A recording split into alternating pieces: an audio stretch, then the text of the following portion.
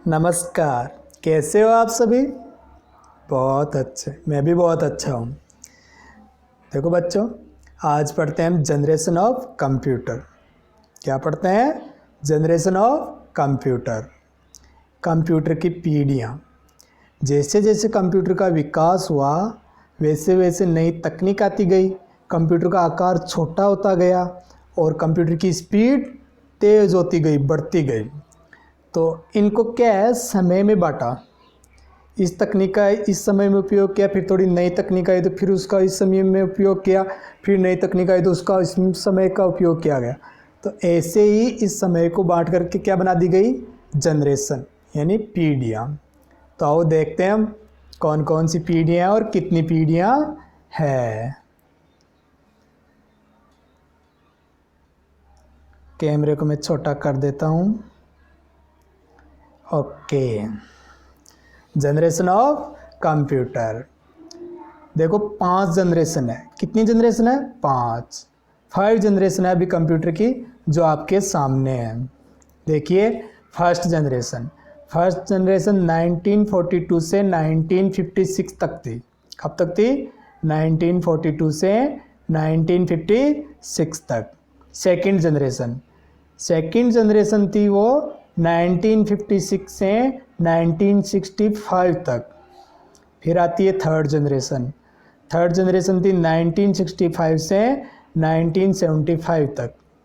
फिर आती है फोर्थ जनरेशन 1975 से लेकर के 1988 तक। कब तक थी? 1988 तक। फिर लास्ट में फिफ्थ जनरेशन 1988 से आज तक। जो आज जनरेशन चल रही है वो फिफ्थ जनरेशन है। जो हमारे आज के कंप्यूटर है वो फिफ्थ जनरेशन के हैं। कौन सी जनरेशन के? फिफ्थ जनरेशन के। जिस मोबाइल में आप वीडियो देख रहे हो ना, वो भी फिफ्थ जनरेशन का है। कौन सी जनरेशन का है? फिफ्थ का। अब देखो आप, कंप्यूटर का आकार कितना छोटा हो गया। चलो आगे देखते हैं। नेक्स्ट, फर्स्ट जनरेशन 1942 से 1956 तक मानी गई है। कई किताबों में थोड़ी डिफरेंट भी हो सकती है, थोड़ा चेंजेस भी हो सकता है। ये सिर्फ अनुमान के आधार पे लगाया जाता है। अब देखो, फर्स्ट जनरेशन के अंदर हार्डवेयर के फीचर्स क्या थे? जो कंप्यूटर थे उनमें हार्डवेयर फीचर्स क्या थे? फर्स्ट जनरेशन के अंदर वैक्यूम ट्यूब का उपयोग किया गया। किसका उपयोग किया गया है? Vacuum tube. किसका उपयोग किया गया? Vacuum tube. और मेमोरी के लिए पंच कार्ड का उपयोग किया। किसका उपयोग किया? पंच कार्ड का उपयोग किया। इन दो चीज़ों का उपयोग किया गया था फर्स्ट जनरेशन के कंप्यूटर में। एक तो वैक्यूम ट्यूब और दूसरा पंच कार्ड। अब वैक्यूम ट्यूब का तो देखो प्रोसेसर का काम करता था। क्या काम करती थी वैक्यूम ट्यूब? प्रोसेस करने का काम। और पंच कार्ड में सूचना स्टोरेज की जाती थी। क्या किया जाता था? सूचना का स्टोरेज किया जाता था। अब देखते हैं फर्स्ट जनरेशन के जो कंप्यूटर थे उनकी विशेषताएं क्या क्या थी। सबसे पहले तो सपोर्ट मशीन लैंग्वेज ओनली। इस समय के जो कंप्यूटर थे वो सिर्फ मशीन की भाषा को ही समझते थे। ऐसा नहीं कि अपनी भाषा समझ जाए या आप इंग्लिश टाइप करने लग जाओ वो समझ जाए, सी में प्रोग्राम बना दो वो समझ जाए, ऐसा कुछ नहीं था। सिर्फ और सिर्फ ये मशीन की लैंग्वेज समझते थे, 0 और 1, जिसे बाइनरी लैंग्वेज कहते हैं, जिसे बाइनरी नंबर सिस्टम भी कहते हैं। ओके, चलो सेकंड क्या विशेषता थी इसकी? Very costly. ये बहुत महंगे थे। महंगे तो होंगे ही, क्योंकि अपने कमरे जैसा एक कंप्यूटर होता था तो महंगा ही होगा। अगर कहीं से लाना है तो ट्रक किराए पे लेना पड़ेगा। कितना बड़ा होता था? कमरे जितना बड़ा। इसलिए क्या होंगे ये? बहुत महंगे। इनमें इक्विपमेंट्स, उपकरणों की संख्या बहुत ज़्यादा होती थी। जो भी इससे वो उपकरण मिल करके बने हुए थे वो भी बहुत ज़्यादा होते थे। थर्ड है जनरेट लॉट ऑफ हीट। ये इतना बड़ा था और इतनी इलेक्ट्रिसिटी कंज्यूम करता था कि इसमें अंदर से बहुत ही ऊष्मा निकलती थी। क्या निकलती थी? ऊष्मा। ये ताप भी बहुत निकालता था। इसलिए इस कंप्यूटर को चलाने के लिए एसी की आवश्यकता पड़ती थी। किसकी आवश्यकता पड़ती? एसी की। बिना एसी के चलाओगे तो खुद ही जल जाएंगे और कंप्यूटर खुद ही जल जाएगा। ओके। आकार में ये बहुत बड़े थे, बिग साइज। आकार में क्या थे? बहुत बड़े, अपने कमरे जैसे, अपने मकान जितना बड़ा आकार था इनका। कंज्यूम्ड लॉट ऑफ इलेक्ट्रिसिटी, अगर ज़्यादा उपकरण होंगे तो ज़्यादा इलेक्ट्रिसिटी लगेगी। आपको पता है अपने कमरे में जितना सामान लगाएंगे इलेक्ट्रिकल तो ज़्यादा लाइट का बिल आएगा। तो ये ज़्यादा बड़ा था इसलिए इसमें इलेक्ट्रिसिटी भी चलाने के लिए क्या होता था? ज़्यादा लगती थी। ओके, तो ये इसकी क्या थी? विशेषताएं थी। चलो नेक्स्ट चलते हैं। ये जो आपको चित्र दिख रहा है ये चीज़ है वैक्यूम ट्यूब। वैक्यूम ट्यूब दिखने में ऐसी होती थी, देख लो यहाँ कम से कम 5 वैक्यूम ट्यूब दी हुई है, 5 चित्र दिए हुए हैं, आराम से देख लो ऐसी दिखाई देती थी वैक्यूम ट्यूब। ओके, चलो नेक्स्ट चलते हैं। Punch card. पंच कार्ड दिखने में ऐसा होता था और पंच कार्ड का उपयोग क्या था? पंच कार्ड में संकेतों के रूप में सूचना को संग्रहित किया जाता था, जो आपके सामने, जिसमें देखो इस संकेतों के अंदर सूचना स्टोर रहती थी, डॉट डॉट वन डॉट ऐसे ऐसे, जो आपको दिखाई दे रहा है सेम ऐसे। नेक्स्ट, प्रथम पीढ़ी यानी फर्स्ट जनरेशन के कुछ कंप्यूटर थे, जैसे एनिक, एडिवेक, TBM 701, और दिखने में देखो ये कितने बड़े थे, कमरे में पूरे कमरे जैसा कंप्यूटर होता था, और इसको चलाने के लिए किसकी ज़रूरत पड़ती थी? एसी की, क्योंकि ये ताप बहुत ही जनरेट करते थे। नेक्स्ट चलते हैं सेकंड जनरेशन में। किस में चलते हैं? सेकंड जनरेशन में। सेकंड जनरेशन के अंदर ट्रांजिस्टर का उपयोग किया गया। हाँ, अब बात करते हैं सेकंड जनरेशन की। किसकी बात करते हैं? सेकंड जनरेशन की। चलो सेकंड जनरेशन देखते हैं। सेकंड जनरेशन में थोड़ा विकास हुआ, फर्स्ट जनरेशन से थोड़ा विकास ज़्यादा हुआ। देखते हैं क्या क्या हुआ है। हार्डवेयर फीचर्स, इसमें वैक्यूम ट्यूब की जगह क्या आ गया? ट्रांजिस्टर। क्या आया बच्चों? ट्रांजिस्टर। ये वाले ट्रांजिस्टर आ गए। क्या है? ट्रांजिस्टर। और स्टोरेज के लिए इसमें पंच कार्ड का उपयोग भी किया जाता था, लेकिन नई चीज़ आ गई एक मैग्नेटिक टेप। क्या आ गई बच्चों? Magnetic tape.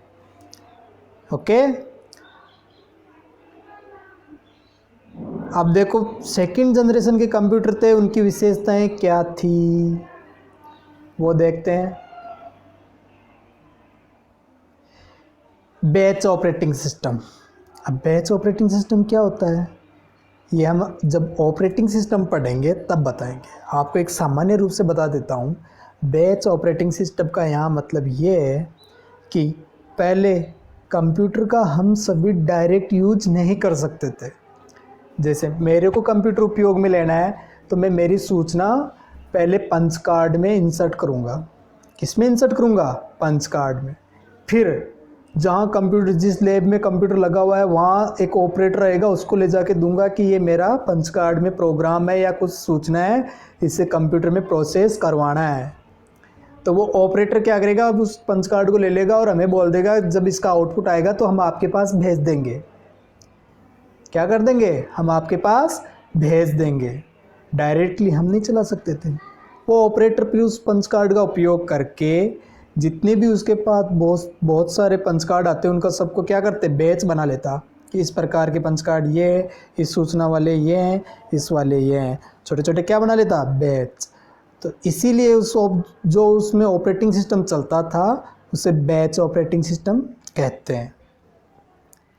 तो ये जो सेकंड जनरेशन के कंप्यूटर थे इनमें बैच ऑपरेटिंग सिस्टम चलता था।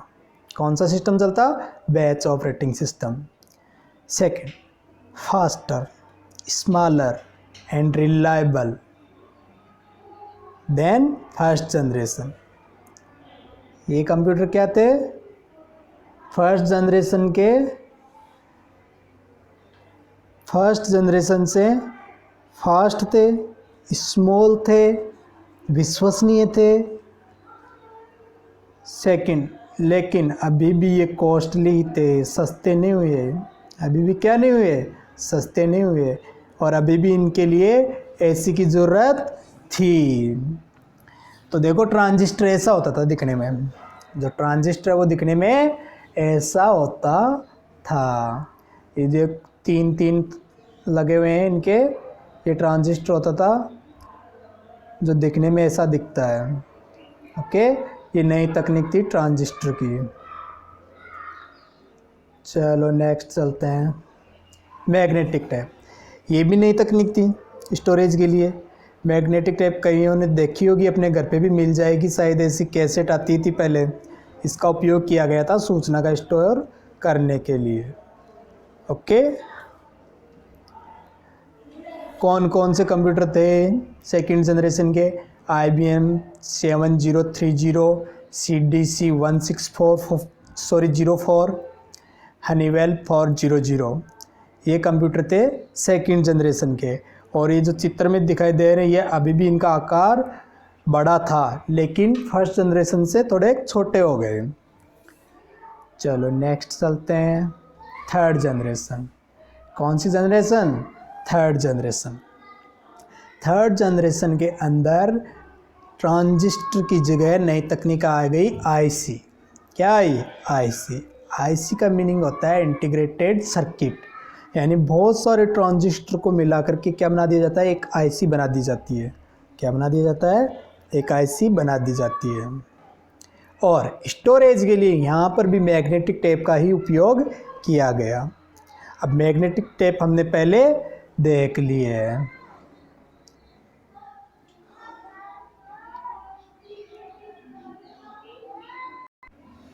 हाँ, इस जनरेशन के अंदर मैग्नेटिक टेप का भी उपयोग अधिकतर किया गया। फिर देखते हैं इसकी विशेषताएं। इस जनरेशन की कंप्यूटर की क्या विशेषताएं थी, वो आपके सामने। Time sharing operating system, faster, smaller, reliable, cheaper, easy to update.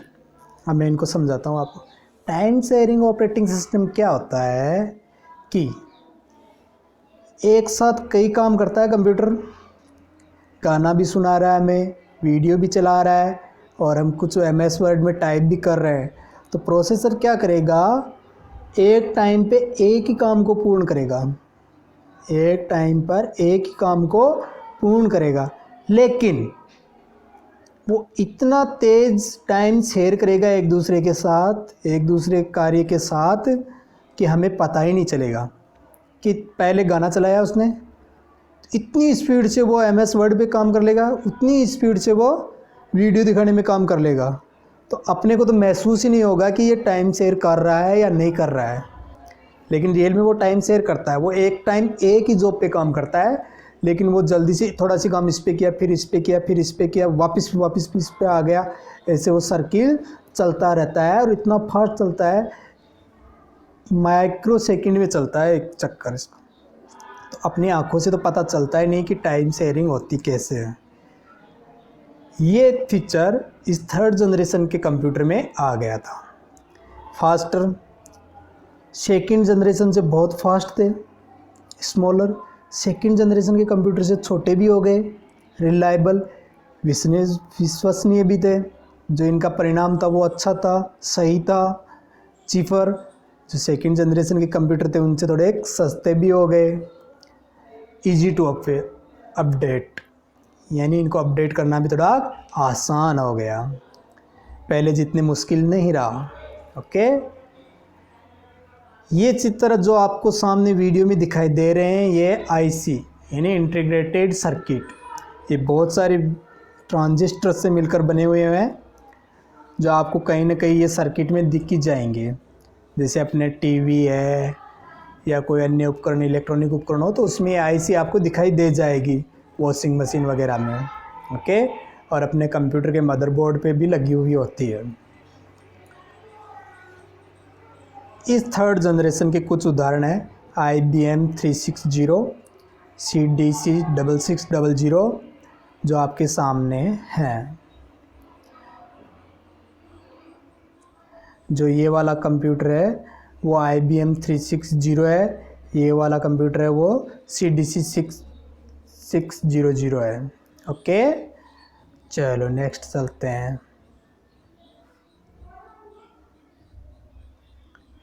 Fourth generation देखते हैं, फोर्थ जनरेशन में क्या है। फोर्थ जनरेशन थर्ड के बाद में आई तो कुछ ना कुछ डेवलपमेंट तो हुआ ही है, इसमें भी विकास हुआ है। हार्डवेयर फीचर के अंदर IC की जगह आ गई VLSI। क्या आ गई? VLSI technology. और VLSI का फुल फॉर्म होती है वेरी लार्ज स्केल इंटीग्रेशन। क्या होती है? Very large scale integration. अब मैग्नेटिक टेप की जगह यहाँ फ्लॉपी डिस्क का भी उपयोग होने लग गया। किसका उपयोग होने लग गया? Floppy disk. तो इसमें देखो काफ़ी बदलाव आ गए। IC की जगह VLSI आ गई, फ्लॉपी डिस्क आ गई। हालांकि कंटिन्यू मैग्नेटिक टेप का भी उपयोग हो रहा था। इनकी विशेषता में देखो, multi processing and GUI operating system. Multi processing का मतलब होता है एक साथ कई प्रोसेस कर लेना। जैसे आप कंप्यूटर पे प्रिंट भी दे सकते हो, फ़ोटो भी देख सकते हो, साथ में गाना भी बजता रहता है और कोई दूसरा काम भी कर सकते हो। एक साथ बहुत सारे काम करना क्या आता है? Multi processing. GUI graphical user interface. Fourth generation के अंदर चित्रों के द्वारा कमांड देना पॉसिबल हो गया था। जैसे हम क्लिक करके देते हैं, नहीं देते, राइट क्लिक करते हैं, लेफ़्ट क्लिक करते हैं, डबल क्लिक करते हैं, वो GUI कमांड है। क्या कमांड है? GUI command. किसी आइकन को देख के उस पर क्लिक करना वो GUI कमांड होती है। तो वो काम होने लग गया था। इतने दिन वो नहीं होता था, इतने दिन सिर्फ लिख के कमांड देनी पड़ती थी। कंप्यूटर को बंद करना है तो एग्जिट लिखो, एग्जिट लिखोगे तो आप कंप्यूटर से आप बाहर आ जाओगे। Second, small, affordable, easy to use. ये आकार में छोटे हो गए, अफोर्डेबल, अवेलेबल हो गए बहुत सारी जगह, इजी टू यूज करने में बहुत ही आसान हो गए क्योंकि GUI काम करने लगी। चित्रों को देख के आम आदमी भी चलाने लग गया कंप्यूटर। किसी ऑपरेटर की आवश्यकता नहीं रही। और ईजियर टू अपडेट करने में बहुत ही आसानी हो गई। जब चाहो जब अपडेट कर लो अपने सिस्टम को, जो भी उपकरण नया जोड़ना है वो भी जुड़ जाएगा, पेन ड्राइव लग जाएगी वगैरह वगैरह हो गए इसमें। ये देखो VLSI दिखने में ऐसी होती है। कैसी होती है? ऐसी। एंड बहुत सारी